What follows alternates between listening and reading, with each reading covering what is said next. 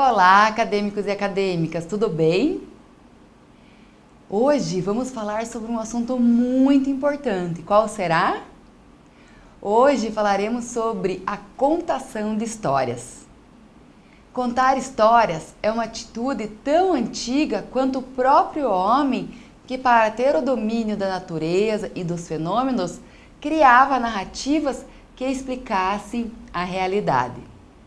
E tal modo de entender a vida evoluiu para os mitos, ritos, lendas, relatos maravilhosos e contos de fadas. Vocês gostam da contação de histórias? Vocês preferem ouvir ou preferem contar a história? Reflitam e agora acompanhem. A contação de histórias está ligada diretamente ao imaginário infantil. O uso dessa ferramenta incentiva não somente a imaginação, mas também o gosto e o hábito da leitura, a ampliação do vocabulário, da narrativa e de sua cultura. Pessoal, torna-se imprescindível alertar que não existem fórmulas mágicas. Anotem isso. Não existem fórmulas mágicas para substituir o entusiasmo do contador.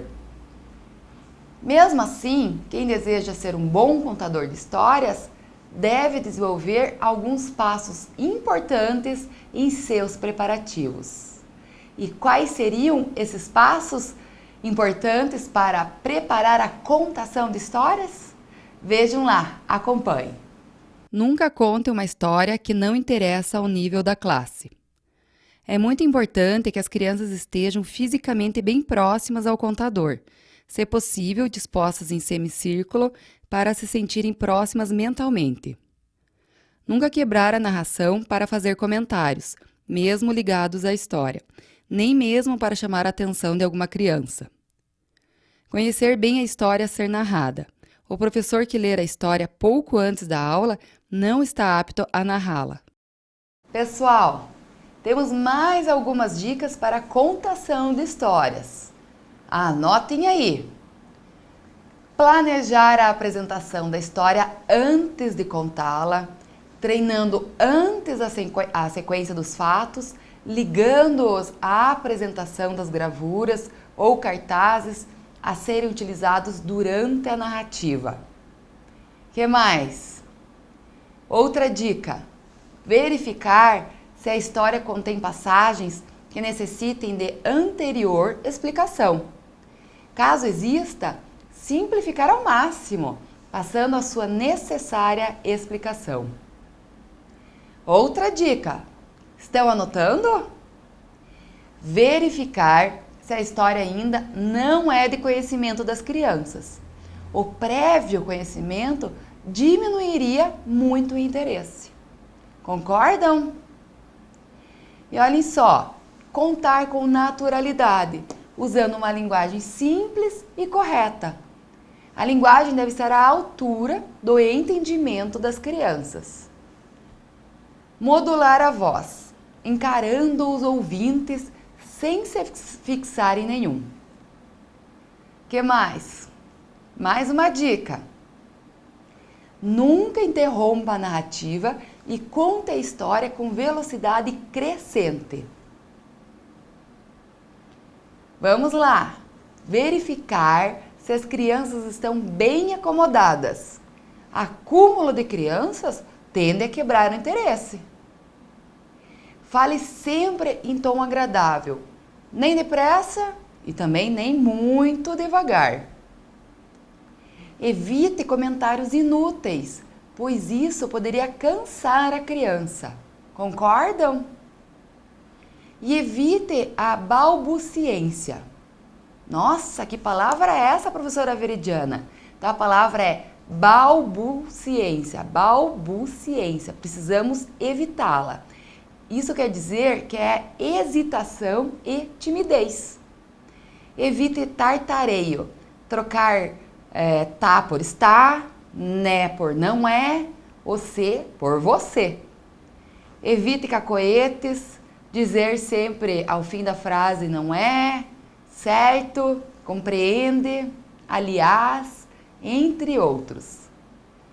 Agora acompanhe. Uso de recursos na contação de histórias. É evidente que o uso dos recursos materiais na contação de histórias é bem-vindo, todavia não é imprescindível. Se o contador de histórias decidir usá-los, então que seja de uma maneira criativa. É preciso não se prender a certos padrões, mas variar de acordo com o conteúdo da história a ser contada ou apresentada. Pessoal, sugerimos também um plano, um roteiro que servirá de base para o contador de histórias. Pois seja qual for o público, não se deve fazer isso de qualquer forma, tomando o primeiro volume que se vê na estante. A elaboração desse roteiro deve iniciar com a escolha da história a ser contada, a qual deve envolver a análise dos fatores apontados a seguir. Então, quais são esses fatores?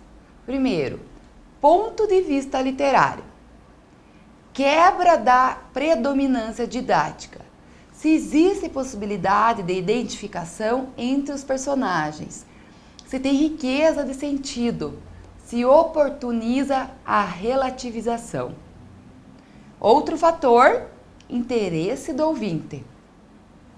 A história deve estar adequada com a faixa etária, ser do gosto da criança, alimentar a imaginação, condizer com a maturidade e potencialidades dessa criança. O estilo e o gosto do narrador é outro fator.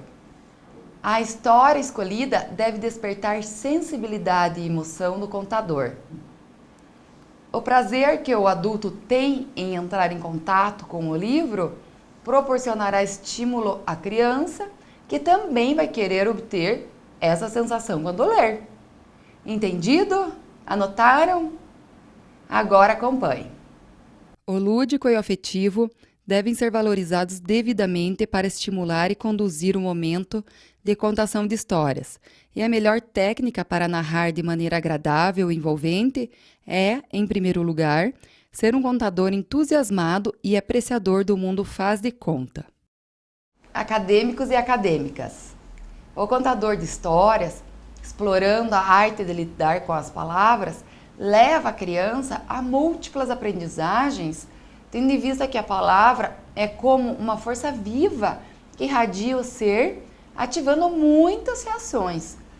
Emociona, ativamente, revigora, expande a visão de mundo, agita os pensamentos, leva a agir, edifica a alma, formando bases para a construção de atitudes mais humanas e conscientes quando usada para o bem.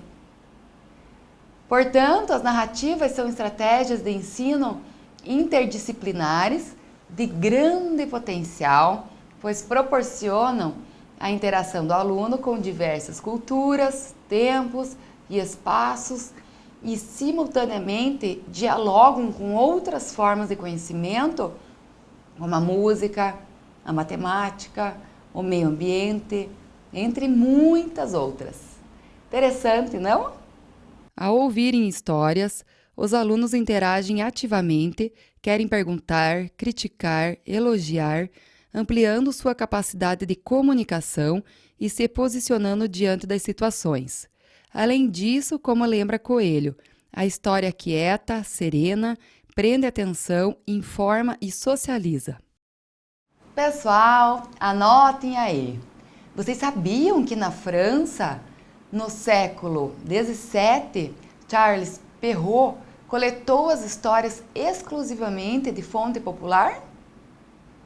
Os próprios contos maravilhosos dos irmãos Grimm foram recolhidos da tradição oral da Alemanha e publicados no início do século XX.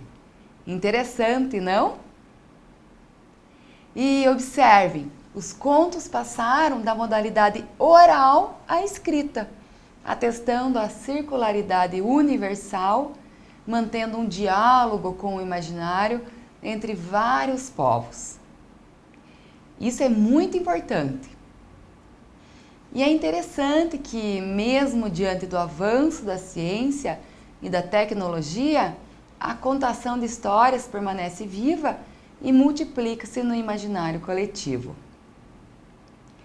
Seja na contação entre o povo ou nos meios de comunicação, ela se faz presente na vida de muitas pessoas, tanto no interior dos estados como nas capitais. Encontramos a contação de histórias de diversas formas. Como é a contação de histórias na sua vida?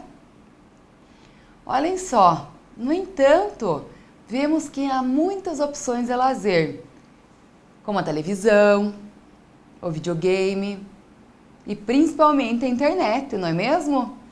E muitas crianças estão sobrecarregadas de atividades como natação, ginástica, piano, inglês, além das obrigações da escola, da lição de casa. Mas por que eu estou falando isso? Porque o tempo que elas teriam, talvez, para ler um livro está, infelizmente, diminuindo. É triste porque com os adultos acontece a mesma coisa. Chegam em casa cansados e não têm tempo de ler ou contar histórias para seus filhos. Assim, as crianças nem sempre podem adormecer escutando canções de ninar ou histórias das 1001 noites. E já que estamos falando de contação de histórias, vamos à história da Cinderela para fecharmos hoje a nossa aula.